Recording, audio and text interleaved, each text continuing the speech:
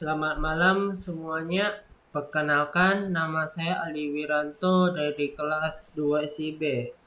Dan pertemuan kali ini saya akan menjelaskan mengenai pertemuan ketiga mata kuliah framework lanjut. Langsung saja.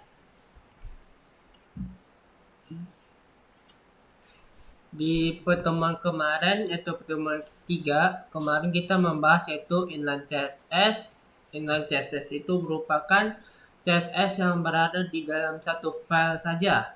Misalnya ada external CSS. External CSS ini merupakan CSS yang berbeda file atau file eksternal. Misalnya adalah CSS modul. CSS modul ini kalau menurut saya CSS yang digunakan sebagai komponen. Nah, jadi sebagai komponen ini, jadi misalnya kita mau ngedit ini, kita buat CSS-nya terpisah gitu. Semoga dipahami. Semoga bisa dipahami. Misalnya manajemen produk. Di manajemen produk ini terdapat inputan nama produk, harga produk, kategori, URL gambar, dan tambah produk. Nah, ini hasilnya berupa card yang berisikan judul, nama produk, harga, jenis, kategori, gambar, dan deskripsi, rating, dan ada tombol edit dan hapus. Langsung saja ke codingan. Pertama-tama inline style CSS. Inline style ini CSS yang berada di dalam satu file saja. Ini contohnya. Jadi dia membuat variable style namanya. Lalu berisikan codingan CSS. Bukan codingan CSS sih. Tapi ini untuk mengatur color, background color, padding, dan border radius. Lalu dipanggilnya dengan cara style.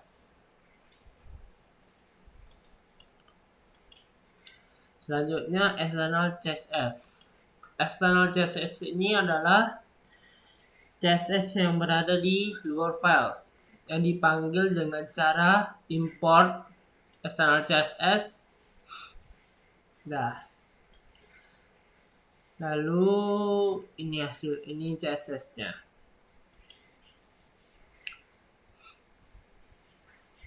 Selanjutnya adalah modul CSS. Nah, modul CSS ini dipanggil dengan cara class name yaitu styles lalu titik modul. Begitu cara manggilnya. Tuh. Dalam bentuk satu komponen gitu maksudnya. Dan satu komponen panggilnya. Styles titik modul. Kalau misalnya yang lain styles titik navbar misalnya. Nah, terakhir kita menjelaskan CRUD. Import CRUD ini digunakan untuk memanggil kegunaan use state sama use effect. Kalau yang saya cari use state itu sebagai pengelola state dan use effect ini gunakan untuk side effect katanya ya. Cuman kurang tahu juga kegunaan ini. Lalu ini cons produk CRUD. Nah, ini pembuatan fungsi dengan nama produk CRUD. Lalu pembuatan variabel. Ini akan disimpan di array, yaitu produk dan set produk ini untuk mengedit produk nantinya. Lalu title yang diset dengan string, price, kategori, image, dan edit text yang berawal dari 0. Selanjutnya yaitu use effect. Use effect ini yang saya bilang tadi untuk mengelola state. Fetch ini adalah data dummy. Lalu tandres JSON ini digunakan untuk mengubah res menjadi JSON, data JSON. Lalu ini digunakan untuk menyimpan data. Awalnya data di set products. Nah, ini adalah cara function handle add atau function create. Nah, jadi jika title, price, kategori, dan image-nya terisi, maka dia akan membuat variabel baru bernama new product dengan berisikan title, price, kategori, dan image.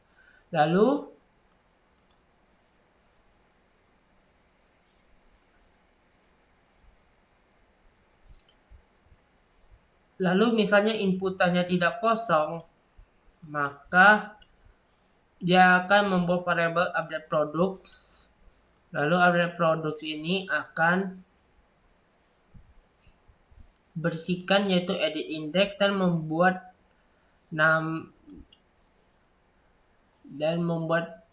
ini sebagai isinya sebagai new produk. Lalu set produknya itu adalah value-nya update products. Lalu set index-nya kembali menjadi 0. Jika tidak, set products-nya berisikan array products dan new products. Lalu dia akan kembali mengosongkan isi inputan. Lalu ini adalah function handle edit.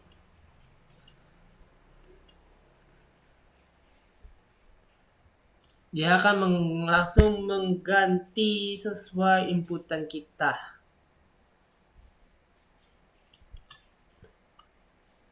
Lalu handle delete atau delete. Ya, delete. Delete ini ya untuk delete. Selanjutnya return. Return ini digunakan untuk menampilkan. Ya, jadi ini untuk tampilannya.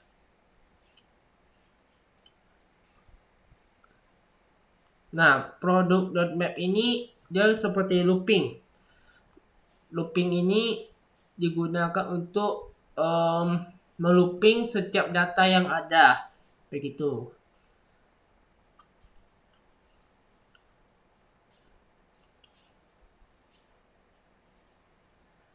Oke. Cukup sekian penjelasan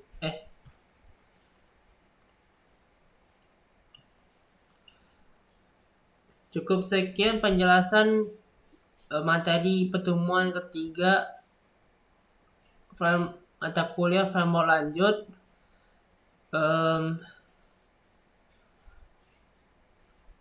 Sekian, terima kasih dan selamat malam.